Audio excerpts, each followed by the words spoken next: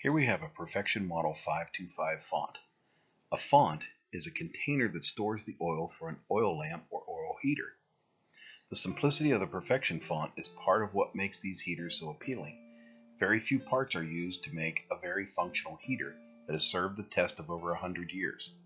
The handle moves the wick up a predetermined space and allows the wick to be turned down to extinguish the flame. There is a fuel filling opening. Many times on an old font, the fuel door will be rusted shut and will require a lot of penetrating lubricant to help free it from being stuck shut. There can also be a fuel gauge on the font. Usually, if there is a gauge, it is a simple one. On the top of the device is a flame spreader that is removed with a slight twist. It only allows the wick to be turned up about 1/4 of an inch so as not to overflame. The flame spreader seats itself with a slight twist when replaced. The Perfection heater is a central air vented heater.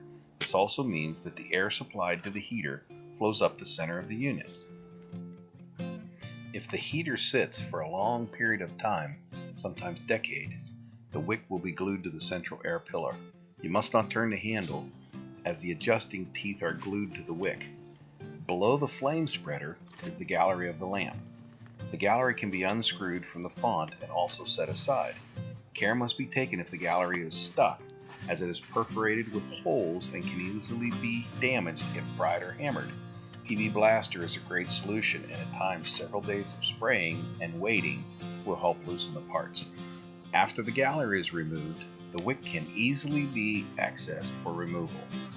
Adjust the wick to the highest position until the teeth on the adjusting handle are no longer engaged with the metal carrier of the wick.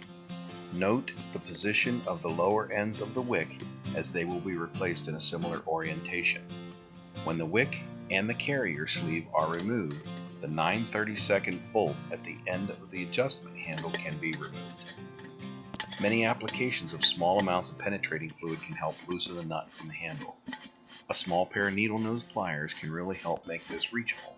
Once the bolt is removed, there are 2 small sets of metal teeth separated by a bushing that need to be removed to allow the handle to come off the body of the font. The threaded part of the handle has 2 flat sides so that the metal teeth will not spin when they engage the wick carrier. The metal teeth only go on one way. The bushing is not threaded, so it just slides on after the first set of teeth.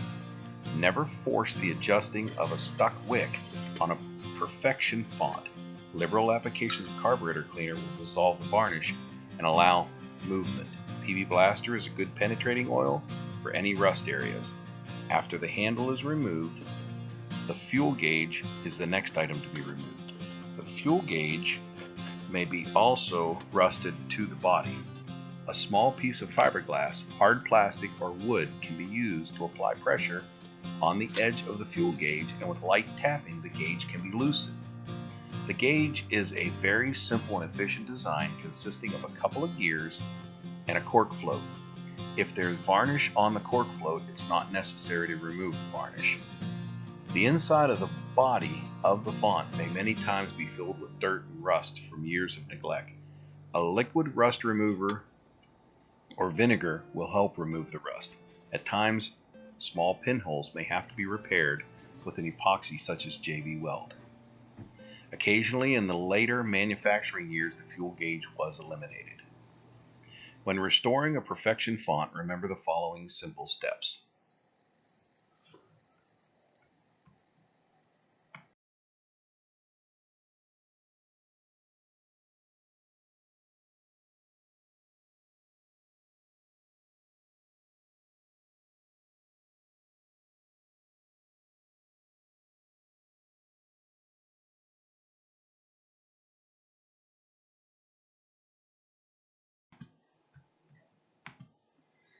Here we have a Perfection Model 525 font.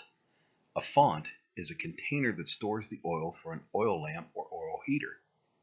The simplicity of the Perfection font is part of what makes these heaters so appealing. Very few parts are used to make a very functional heater that has served the test of